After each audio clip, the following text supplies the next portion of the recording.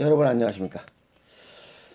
오늘은 제가 좀 얼굴도 좀 우중충하고 그나마 요고리가 있어서 요 목걸이가 있어서 제가 오늘 기분이 좀 괜찮습니다. 근데 오늘은 좀 어, 조금 서럽습니다. 왜냐하면 어떤 분이 그런 질문을 전화를 해왔습니다. 엊그저께 그 세상 사는 이야기 중에 공자님이 말씀하신 것 중에 불영과 불행이라고 하는 이러한 무슨 말씀을 하셨는데 그것 좀 자세히 좀 얘기해 달라는 겁니다. 사실은 그러한 이야기를 한다는 것은 굉장히 나이 먹었다는 겁니다. 그래서 저보고 그 얘기를 해달래요. 그거 당신이 알아서 좀 찾아보면 안 되나? 그랬더니 아 얘기를 해달라는 겁니다. 그래서 제가 뭐 이럴 수도 없고 저럴 수도 없고 해서 그 말씀을 한번 드려보도록 하겠습니다. 그 불영과 불행이라는 것은 학문, 예절, 덕성을 쌓아야 사람다운 이런 대접을 받는다라고 하는 얘기입니다. 우선 학문을 어떻게 쌓느냐 이게. 그것은 사람이 살아가면서 교육은 세 종류로 받습니다. 하나는 어려서는 가정 교육을 받고 청소년 때는 학교 교육을 받고 성인이 돼서는 평생 교육을 해야 됩니다. 그런데 어려서 가정 교육이 제대로 이루어지지 않으면 부모가 아이를 가르치지 않으면 그 아이의 인성은 확립될 수가 없습니다. 항상 불안, 초조, 긴장, 여기 사이코패스 같은 그런 정신질환을 앓는 확률이 훨씬 높습니다. 그런데 어린아이들 요즘 뭡니까? 유아원에 가고 뭐 유치원에 다니고 해서 아이들이 엄마 볼 시간이 별로 없어요. 아침에 8시에 맡겨놓고 저녁 5시 어떤 종일반을 이거 아주 잘못된 인성이 잘못될 수 있는 아주 위험한 교육 방법 중에 하나입니다. 그래서 가정교육이 제일 중요한데 그것을 지금 현대사회는 놓치고 있다 하는 거고 두 번째는 청소년들의 학교 교육입니다. 학교 교육은 상하 좌우의 조화와 균형을 배워야 되는데 여기서 상하 좌우의 조화와 균형, 협동을 배워야 되는데 자기 혼자만의 이런 지식 습득을 위한 잘못된 장으로 이루어져 있어서 잘난 척하고 꼴값 드는 새끼들이 점점 많아지고 있다. 이거 아주 잘못된 교육 방법이다. 세 번째는 성인이 돼서 평생 교육을 해서 이런 학교 교육은 지식을 강조했다면 평생 교육은 지혜를 배우는 곳인데 그런 사람들이 별로 없다는 거예요. 학교 지식은 무식한 학교 교육을 배우지 못한 놈을 무식한 놈이라고 해요. 그런데 평생 교육을 하지 않는 사람을 뭐라는지 아세요? 지혜로운 평생 교육은 지혜를 배우는 그런 교육의 장인데 이걸 배우지 못한 놈들. 지혜롭다의 반대말이 뭐예요? 어리석답니다. 저런 어리석은 놈, 허접한 놈, 물방울 같은 놈 이런 거예요. 머릿속에 비듬 같은 놈, 다 쓸모없는 놈이다. 세상을 살아가면서 지혜가 없으면 나이 먹어서 지혜가 없으면 저런 멍청한 새끼라고 이런 욕을 하는 게 그거예요. 그래서 나이가 먹어도 부모들이 평생 교육을 해야 됩니다. 지혜로워지려면 그래야 아이들하고 대화가 되죠. 정주영 회장님이 그랬죠. 지금은 돌아가셨지만 그분이 뭘 누가 뭐 하면 그냥 해봤나 이겁니다. 해봤나 먹어봤나 그 무슨 방조제 시와오 방조제 이게 막을 때 중간에 양쪽을 서서히 막아 들어오니까 팝 이게 물살이 더 세집니다. 그걸 이 현대의학 현대 그 뭐야 과학자들 이게 건축 전문가들이 그걸 못 막은 겁니다. 가서 계속 갖다 부어봐야 안 됩니다. 그 정주영 그 회장님 뭐랬어요? 이런 멍청한 자식들 같으니라고 유조선으로 갖다 막아봐 한 방에 된 거잖아요. 이런 것들 또 그 뭐죠? 이 터널에 박스카가 이 포장 차가 그냥 껴버린 거예요. 꽉 껴서 오도 가도 못합니다. 그거 어떻게 뺀다고 그랬어요? 레카차가 아무리 끄집어내도 안 됩니다. 그때 그 렉카차가 낑낑거리고 있는데 조그만 학생이 국민 학생이 지나가다 뭐라 했어요? 바퀴에 바람을 빼면 되는데 이러한 바퀴에 바람을 빼면 낮아지잖아요. 그래서 끌어낸 거야. 그 어른들이 대가리에 똥밖에 안 된 새끼들이 그걸 렉카차로 그냥 끄집어내는데 국민학교 학생이 지나가다 그 바퀴에 바람을 빼면 되는데 라고 하는 그 한마디, 그 지혜로운 삶이야. 이 아이는 아마 틀림없이 부모가 지혜로운 부모일 거예요. 이런 삶을 살아야 됩니다. 그래서 학교 1등이 사회 1등은 아니다 라고 한 이유가 바로 그겁니다. 대기업에서 인성이 똑바로 형성된 이런 젊은이들을 대기업에 이렇게 취직시키는 이유가 그겁니다. 지혜로운 삶을 살아가는 이런 사람들이 되어야 되기 때문에 지식은 아닙니다. 그래서 그건 나중에 또 말씀을 드리도록 하겠습니다. 그래서 아마 정주영 그 회장님께서 그랬을 겁니다. 뭐 음식에 관한 이야기 뭐 어쩌고 저쩌고 뭐 이렇게 얘기하시면 아마 먹어봤어? 아마 이런 말씀을 하셨을 겁니다. 특히 음식에는 그런 얘기가 더 중요하죠. 뭐 소금이 고혈압 발생의 주범이다. 김치가 위암 발생의 주범이다. 라고 하는 놈들.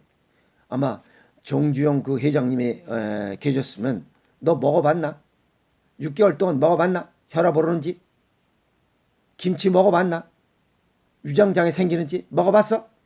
앉아서 대가리로 이거 대가리로만 하는 놈들, 이거 허접한 놈들이 꼭 대가리 속에 비듬 같은 존재들이죠. 쓸모가 없어요. 꼭 그런 놈들 보고 뭐 누군 그러지를 손톱에 있는 그 꺼스레미 같다 그러죠. 꺼스레미. 또 병뚜껑 같다 그러죠. 병뚜껑 지금 쓸 데가 있어요? 또 있어요. 이빨에 낀 고춧가루 같은 놈들 띄워버리려고 그러지. 당근에 묻어있는 흙, 그죠? 다 떨어버리잖아. 쓸모가 없는 거야. 이런 존재가 돼서는 안 되겠다 하는 겁니다. 두 번째는 예절입니다. 예절. 어떻게 예절을 갖추느냐 이게. 가정에서는 기본 예절을 배웁니다. 가정에서 기본 예절. 그래서 기본이 안 된 놈은 애초에 글렀습니다. 싹수가 노란 놈은 아예 안 돼요. 영양분을 받지 못한 놈, 애초에 부모로부터 영양분을 받지 못한 놈은 큰 제목이 될 수가 없습니다. 그 기본 예절은 많습니다. 식사하는 것으로 국한해서 말씀을 드리면 밥 숟가락하고 이 젓가락 같이 들고 먹는 놈, 아주 기본 예절이 잘못된 거죠. 한식 예절에. 또 음식을 대비작거리는 놈, 또 생선이 나오면 원래는 생선을 위에 부분을 뜯어 먹고 뼈를 발라내고 밑에 있는 생선살을 먹어야 됩니다. 그런데 이걸 위에 거 먹고 훌떡 뒤집어 먹는 놈. 생선을 뒤집는다는 것은 내가 당신네 집안을 뒤집어 엎겠소이다 라고 하는 의미를 갖고 있기 때문에 아주 조심히 먹어야 될 음식 식습관 중에 하나가 이 생선 먹는 겁니다. 그런데 아무 생각 없이 훌러덩 뒤집고 훌렁 까먹고 이런 허접한 새끼들. 또 된장 그 찌개 있으면 거기다 숟갈로 이렇게 흔들어서 닦아 쳐먹는 새끼들. 이거 밥맛 떨어져요. 그래서 또 이런 한식 나왔을 때 그냥 첫 젓갈이 고기로 가나 김으로 가는 놈들. 아주 기본 예절. 우리 고유의 한식 예절이 없는 놈들.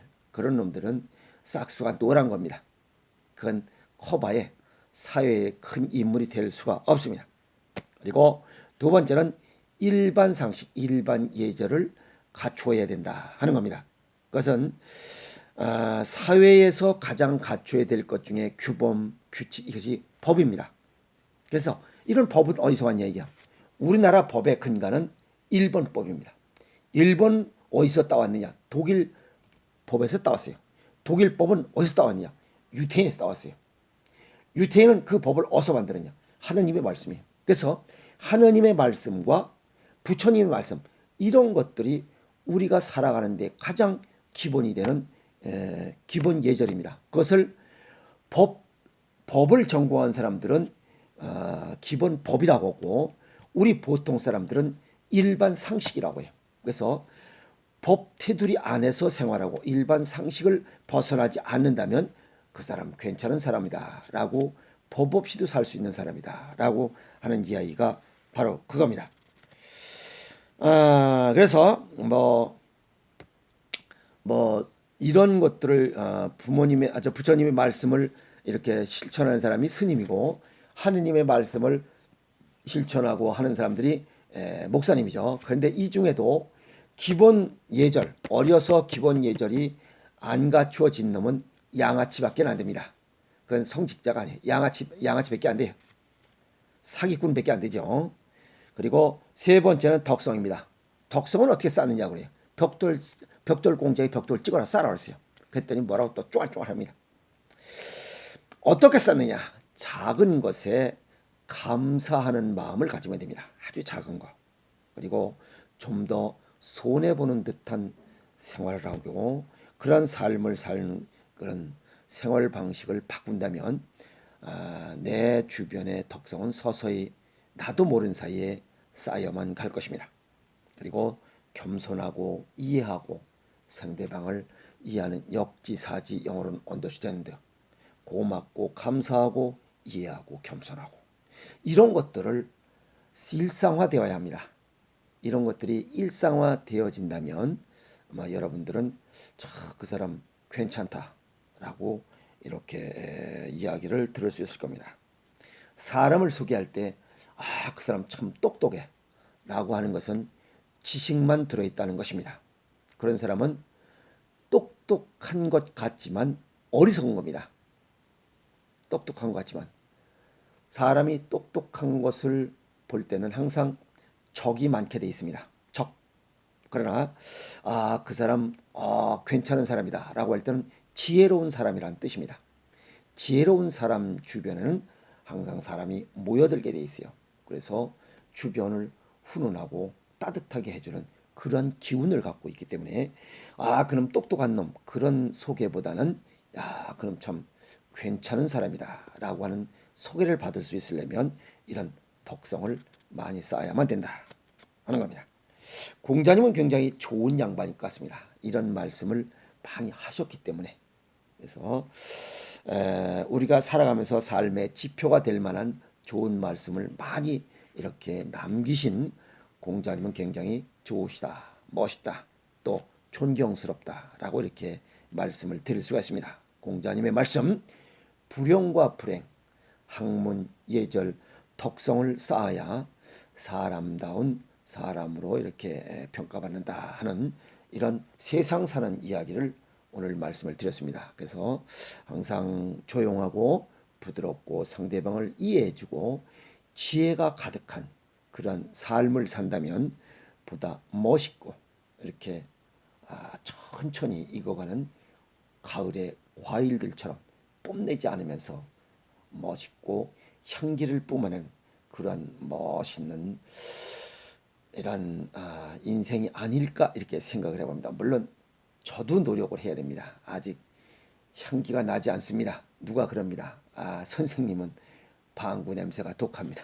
아직 향기가 덜 차서 그렇습니다. 좀 더 향기가 많이 차도록 노력을 하겠습니다. 오늘은 세상 사는 이야기 공자님의 말씀, 불용과 불행, 학문, 예절, 덕성을 쌓은 그런 멋있는 사람으로 평가받을 수 있도록 노력하라 하는 말씀을 드리면서 마치겠습니다. 오늘은 여기까지 하겠습니다. 감사합니다.